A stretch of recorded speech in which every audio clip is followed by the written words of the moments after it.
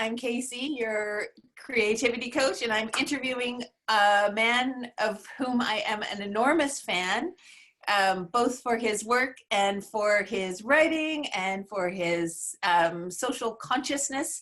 Omari Newton, can you introduce yourself with a little bit more detail? Sure. Yeah, my name is Omari Newton. I am a professional artist, and I guess I say artist because I'm an actor, a writer, public speaker, slam poet, and host. I think that covers, and director sometimes. I direct theater as well, but just a creative person that is blessed to earn a living in this industry. That is a fact. Earning a living in this industry is very, very hard. So your work, you think of yourself as a multidisciplinary artist, I guess? Yeah, and in fact, I think of myself as that more so than an actor these days because it's funny. Really? Well, in my opinion, once you get a taste of being able to like create entire worlds as a writer, a director, and producer, it's difficult to view projects just through the lens of actor, which is as amazing as that as being an actor Right. is. It's a very specific job you have that doesn't really have an influence on the overall story that you're building. So yeah, I consider myself more of a creative person, multidisciplinary artist, I guess. Do you think you're going to move in the direction of, like, actually my question should be, what direction do you think you're going to go Yeah. in? Like, how do you think that you're going to manifest your creativity now? I don't think I'll ever stop acting outright in that it's my craft and it's how I've made a living for almost 20 years now. But I definitely have ambitions to move more into, writing and producing and, in a dream world one day, like show running a show and maybe getting to act in something that I've written. Oh yeah, that doesn't seem at all impossible for you. You have all those skill sets. Do Thank you you. have an agent that is going to take you in that direction?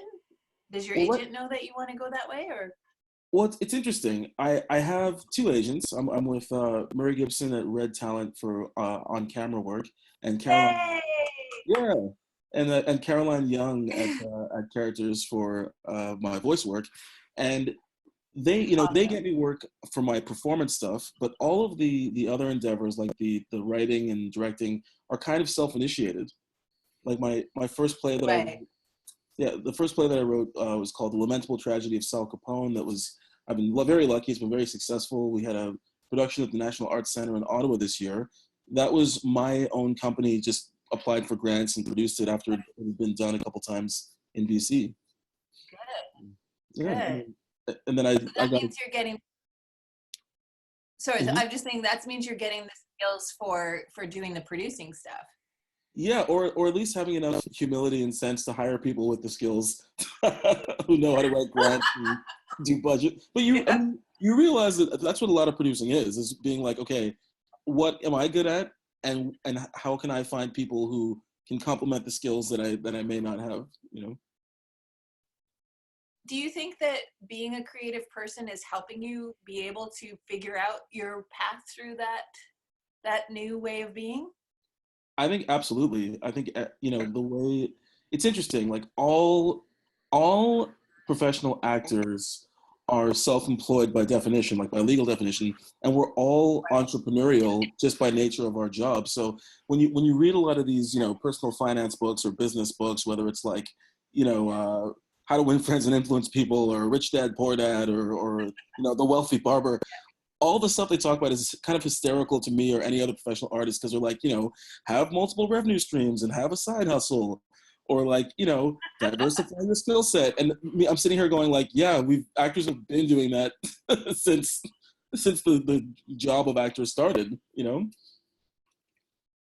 I think one of the things that is interesting to me is that that has always been seen as a negative. Like so many Yeah. actors I've talked to, and if you embrace that and just make it this is the way I roll, Yeah. then it can be really positive. You can Well, make things happen for you. the thing that I find curious or at least funny to me is, and I used to have this mindset also where people would be like, one day I hope to quit my day job. That was always like the dream, right?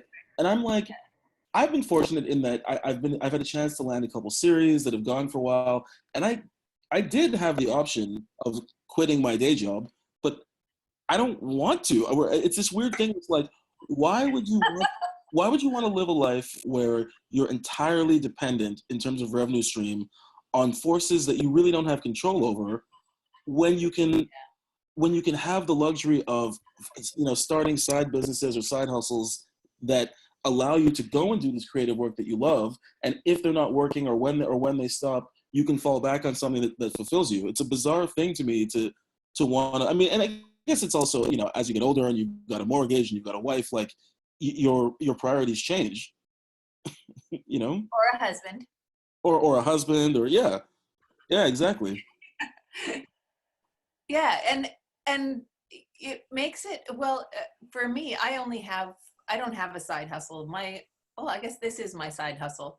Right.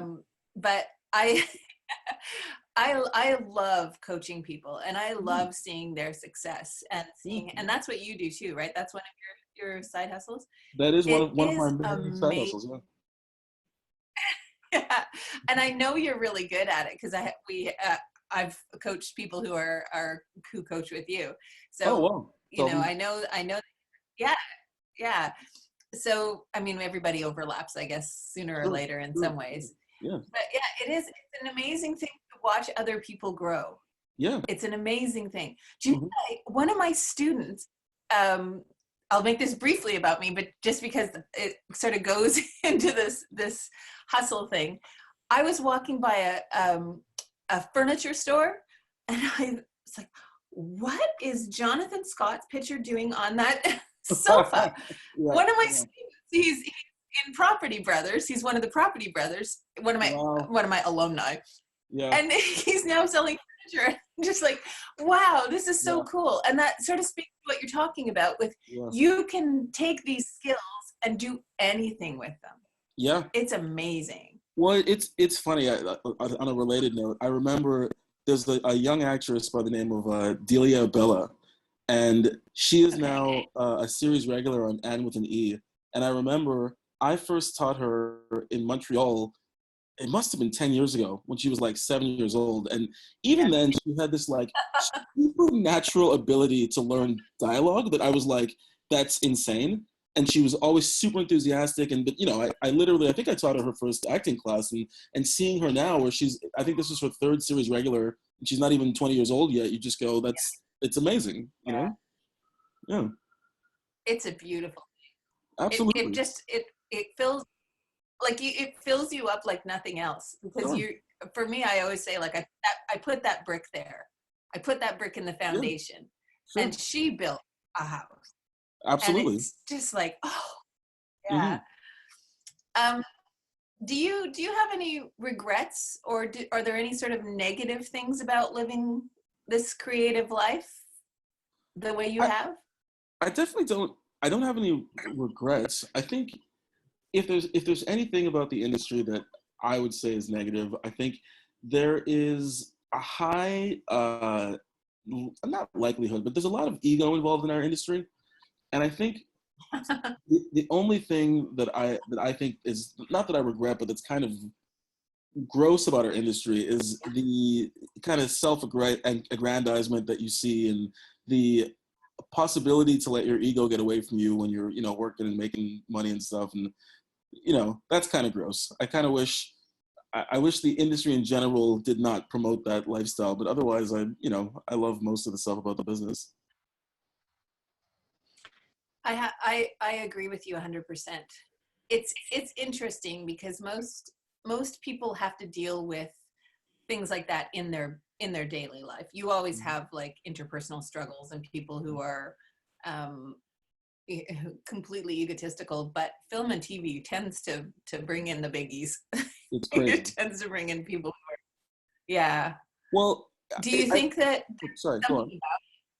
What's that? Oh, I'm just curious what you think. I'm just curious about what you think about how that manifests, and why that manifests so much in film and TV. Well, I think that our industry attracts a lot of people that have insecurities to begin with, because, most of us at some point got into acting because we want people to look at us, and we want that approbation of like, your grades and great job performing. ideally you grow out of that quickly when you realize that, how kind of arbitrary and how much this business fluctuates. But yeah, I think people who have insecurities are drawn to our business, and then it's very easy, if you have some success early on, to equate the success you're having with some kind of elevated status that you must have. If you don't have good Yeah. people, if you don't have good people in your circle, like family and friends, to keep you in check. So I think it's a combination of both those things. Yeah, because it can really be like you have a great face and the camera likes it. Yeah. And, Bill over there doesn't have as great a face, even though he's as great an actor, and Yep. so on and so forth. And Sure. that for me is very humbling when I see how arbitrary it is. But I also see how merit-based it can be as well. So but I'm interested in creativity overall. Like, even though I often work with people who are in your profession, I work with people who are not actors as well. Mm-hmm. And what I've seen is that using your creativity in a non-direct way or indirect way there mm-hmm. can help you solve problems and make decisions and figure out changes that you want to make in your life. Sure. Because it inspires you, because it opens up those pathways in your brain. Do you ever have that where that experience where you're working on something completely different? Maybe you're doing, oh, by the way, we are huge fans of your Black Panther. Just so you know. So if you were,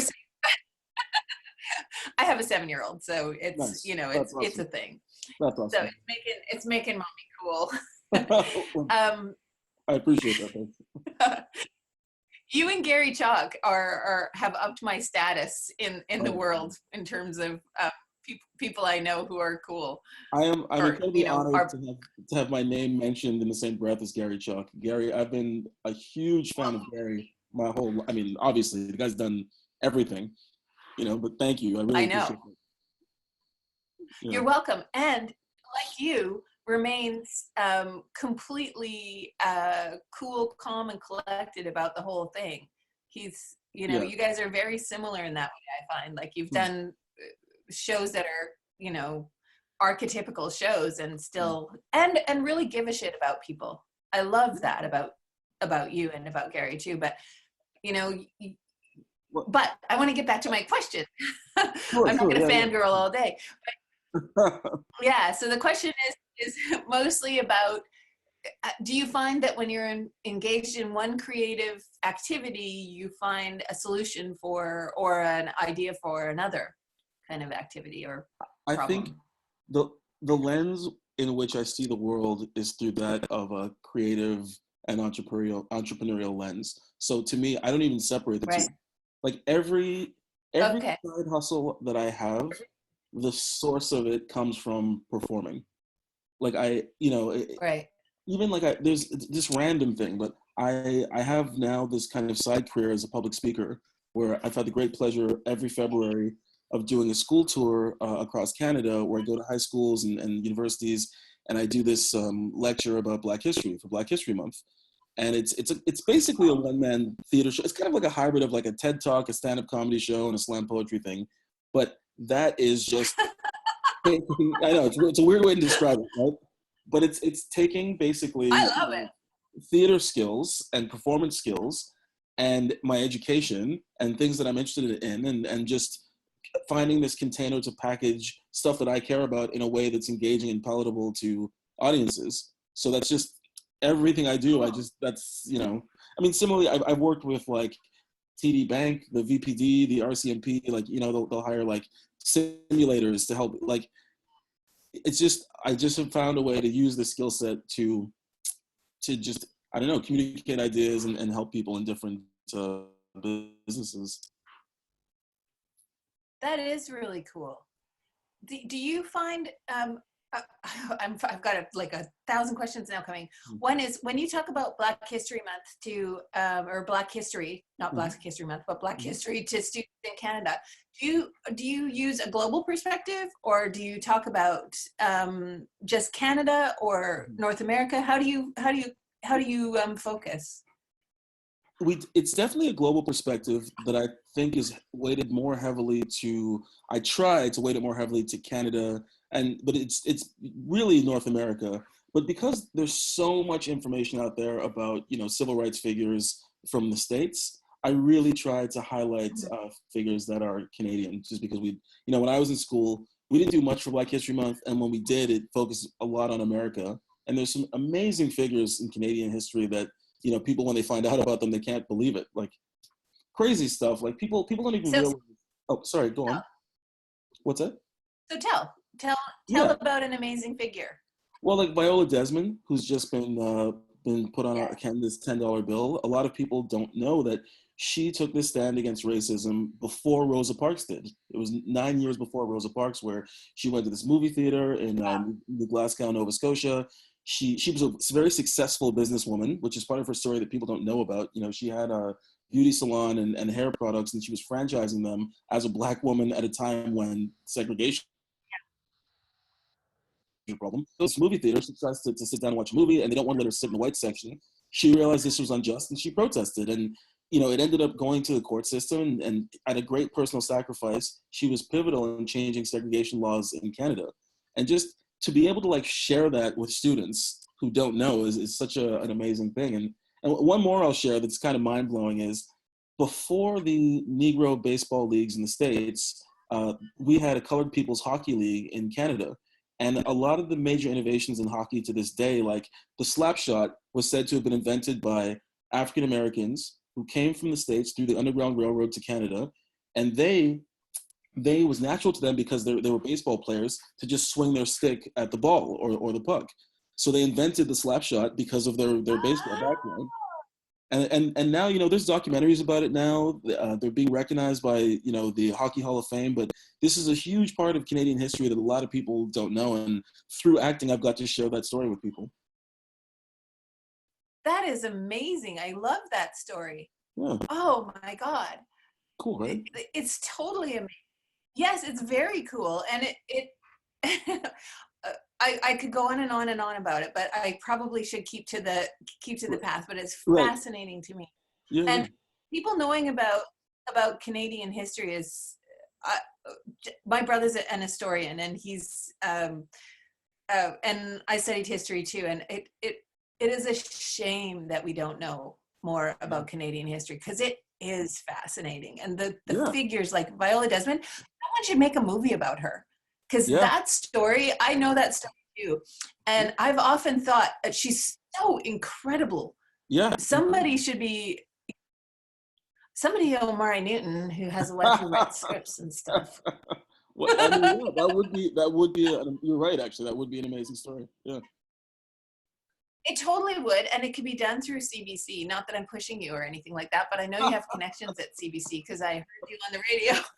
Yeah, that's right. Yeah. You were so great on that show. But anyway, I guess we've covered a lot of the questions just sort of conversationally. But one of the things we haven't talked about, so the things that I'm interested in are the traits that we love in creativity, and the traits that we deplore, the things that we see, how it can lead us down the wrong path, or distract you or keep you. What do you find that happens to you?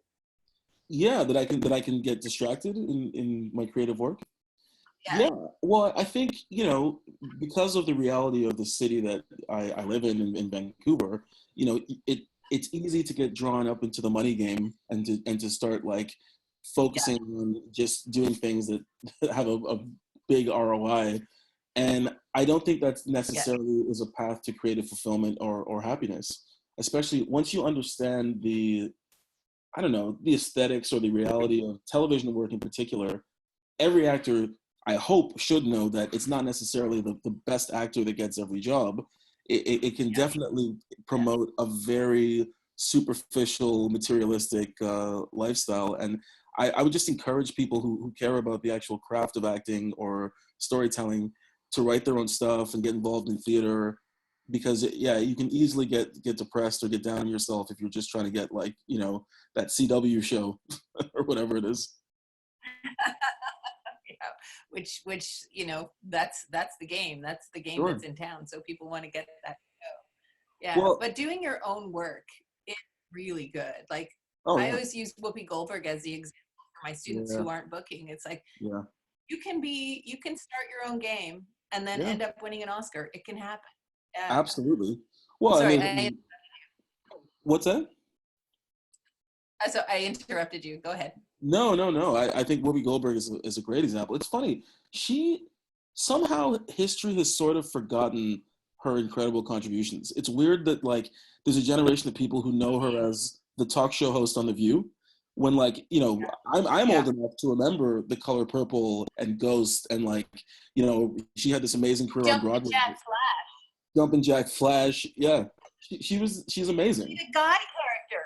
Yeah, she oh Yeah, huge inspiration. Another guy for me is John Leguizamo is a huge inspiration for me. yeah, You know, a guy who, like, me too. starting off in the theater, doing one-man shows and stand-up comedy, and yeah, people don't realize, like, that you can definitely create your own path, and if you're doing work that you care about and that you're invested in, it will open all kinds of doors that trying to get in just through the mainstream channels might not be available to you. And there's other options. Yes, if you are not the kind of animal that they want, then you have to show them that you are the kind of animal that they want. Yep. And that's, yeah, I'm working with this client. She is so talented. She has one of the best agents in town, and she never books, ever. And it's just because she's super tall and really young, and so she can't book yet. But oh my God, I ache that this girl is not working. Yeah. You know, so she's writing her own show, and she's super smart too. She's like brilliant. So she's writing her own show because, you know, at 15, it's going to be 3 or 4 more years till she gets a bite. You know? And I, you know, So I tell people this, and you can share it with your audience as well, but I didn't really start working in TV until I was 29, and I got my first agent, I think, when I was 15. So when you know, it was really, for me, it was really frustrating because I was always one of these people that was kind of an old soul, I guess. So I was 15 in Montreal, and I was going for, like, these YTV shows where I was supposed to be like the zany Nickelodeon type actor, and it's just never been something I've done well. So I was watching some of my peers making a killing in TV doing these kids shows, and I could never really work. And I was doing theater. I wasn't complaining. I was on stage, but I think part of the reason why I have the kind of perspective I have now is I didn't experience financial success really as an actor until 10 years into my career. You know what? In any career, nobody does. Like, Right. in anything you do, it's almost always you gotta pay your dues. I mean, some people do get super lucky, but Sure. most people, you know, even if they're in banking, they've got to work. They've got to pay their dues. Yeah. And because everybody gets told that there's this magic button that you push and you're suddenly a famous actor, you know, it doesn't work that way. It's No. really great to hear from someone like you for the actors who are out there who are young. Oh, man. I have a question now. Who is the creative person you most admire? Who do you see as an inspiration for you? It's funny, as I mean, coming up, it was definitely, I was hugely influenced by Spike Lee. You know, Me too. hip hop music has been a massive influence on me. So, like, you know, groups like Public Enemy or like Chuck D was a big influence. Me too. Oh, nice, Yeah. amazing. And today, Very Hollywood. yeah. And today, I would definitely say, you know, it's funny. People like Shonda Rhimes, of course, she's just an empire. It's amazing to see, and even although I'm not a massive fan of his stuff, but what Tyler Perry has been able to build for himself as a business person is incredible. Like, it's undeniable. I mean, the guy owns his own studio in Atlanta. Like, yeah, I know. I like Medea, but I some of the other stuff just doesn't yank my chain. No, it's But same here, but I respect him though. Of course, same. Mm. Oh yeah. Well, it's cool when you can see somebody else's art and say, well, this isn't quite for me, but I really, really, but Sure. there have been shows that he's done that I've Yeah, really liked too. yeah, yeah.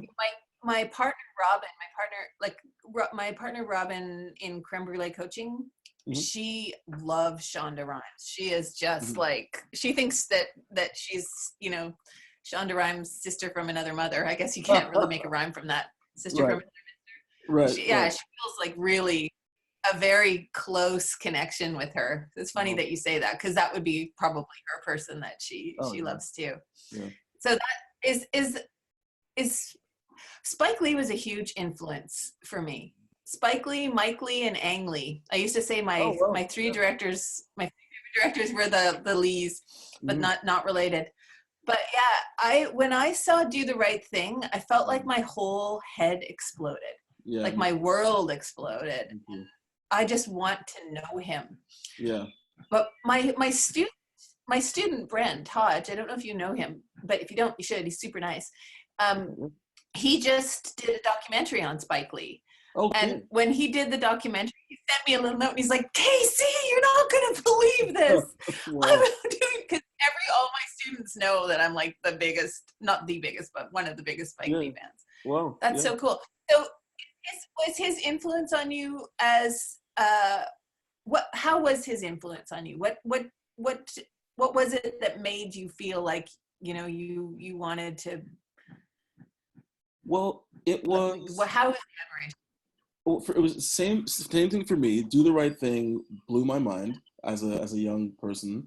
I think Do the Right Thing was actually what introduced me to Public Enemy, because Fight the Power was the opening song with Rosie Perez dancing in the film. And Yeah. but to me, it's funny, whenever you see people who kind of look like you doing stuff, it opens your mind to the possibility that this is an option for you. So when I saw Spike Lee as this, young black actor, director, and writer, I was just like, oh, I didn't know that was a possibility. Because for me as a kid, most of the directors I saw were whites, and you sit there and you go, okay, I guess that's not something I can aspire to. But it was really like his work as a director and like Denzel Washington's work as an actor that really attracted me to the movie. Oh, Yeah, I mean, we used to have a sign in my studio. Sorry. We used to have a sign in no, my studio that said, be like Denzel. yeah, Because I'm just right. like, there's nothing to do wrong. I mean, his, especially like when I was coming up, his run of movies, it was absurd. He was doing like Malcolm X and I don't know, the Hurricane, Cry Freedom, like it was Glory. He just had this string of films where you're like, oh, this is the greatest actor I ever. know. True I fact. mean, not the greatest ever. I think the greatest ever is Daniel Day-Lewis, but Denzel was up there for me.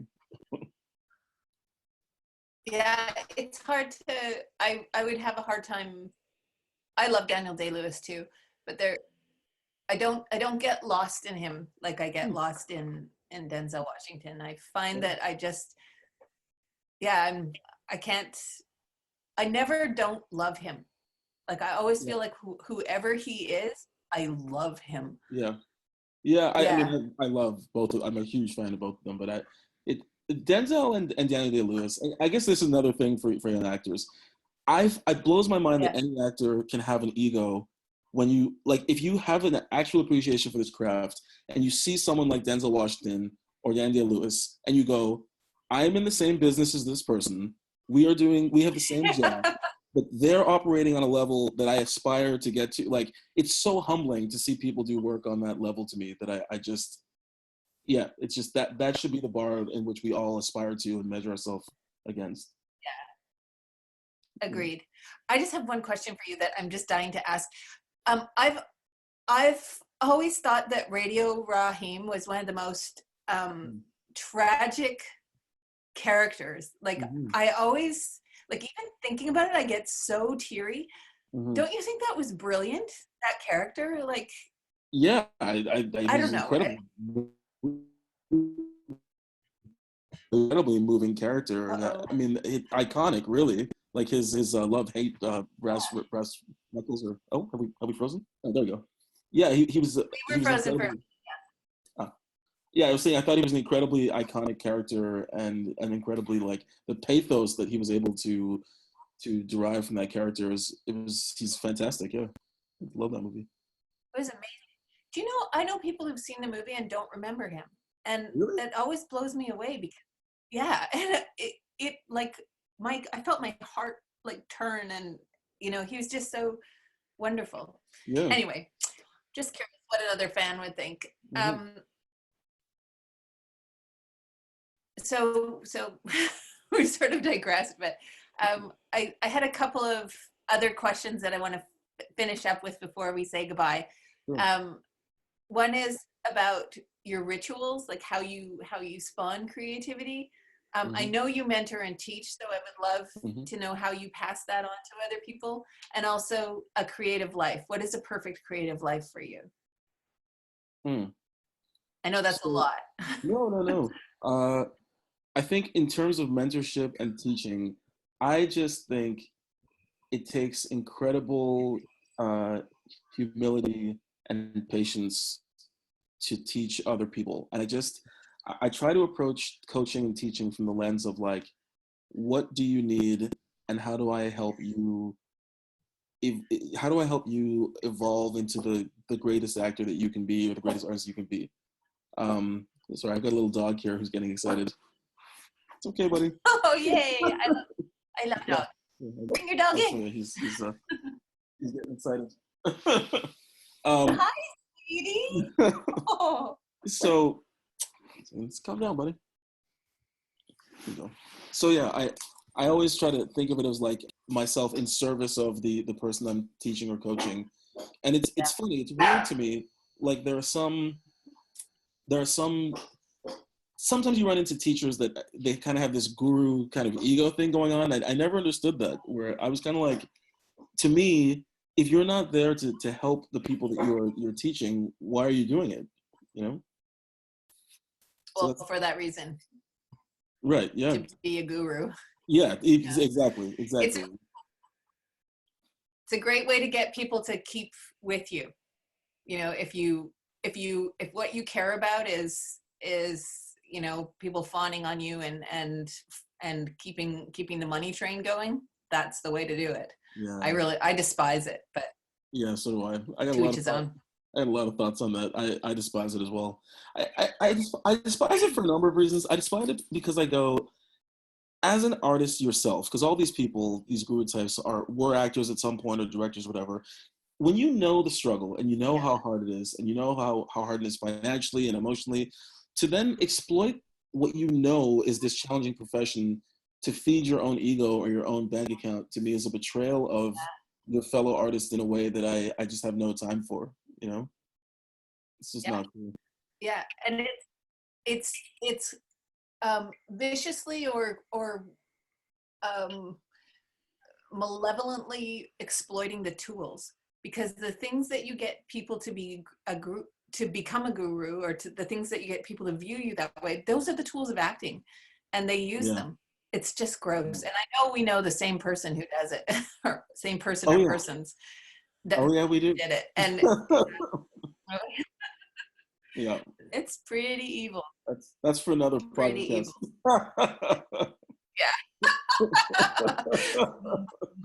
Yeah. So your perfect life, your ideal creative life, what would it be? I think the ideal creative life is one where you have the autonomy to initiate your own projects and work with the people who you want to work with, telling stories that are important to you. I think somebody like, you know, although not necessarily the choices of movies he makes, but somebody like Quentin Tarantino, who gets to just every couple years go, I want to tell this story. And then and these people who I've worked with a million times, who always deliver for me, and they get how I work, and they're cool. I'm gonna keep bringing them back. You know, whether it's Sam Jackson or, you know, Tim Roth or whatever his crew, Uma Thurman. Like, that's an ideal life, I think, is having like an ensemble of collaborators who you get to work with and tell great stories with. You know who you should work with? I mean, everybody probably wants to, but is J.J. Abrams. You would be great with. Yeah. You strike me as being similar people in that you're there for the love. I mean, I don't really know. I don't know him, but right, yeah. Someone should tell him. Someone should tell him that I should Go work put for it on your- him. But I honestly though, it's Well, I do know his what's that, sorry? you probably know his. I do know his publicist, but Oh, you nice. probably know her too. She's really nice. Yeah, she's crazy cool. Nice. Yeah, the I- most oh, the go. most wonderful. You know, that's all. Oh, yeah. Well, it's funny. I truly though, I see the next 10, 20, whatever years, I truly see myself getting into more producing and writing and maybe even directing. So yeah, that's the path I hope to go down. That's so cool. Mm. I think you should go down that path. Mm. Yeah, I really love the way you think about, I mean, as I've been thinking about being extraordinary and being ordinary recently. And when you are a person, no pressure or anything like that, but when you're a person who wants the world to be a better place and who actively agitates for that, you need to be heard. Like, I think that your work would be really important and influential.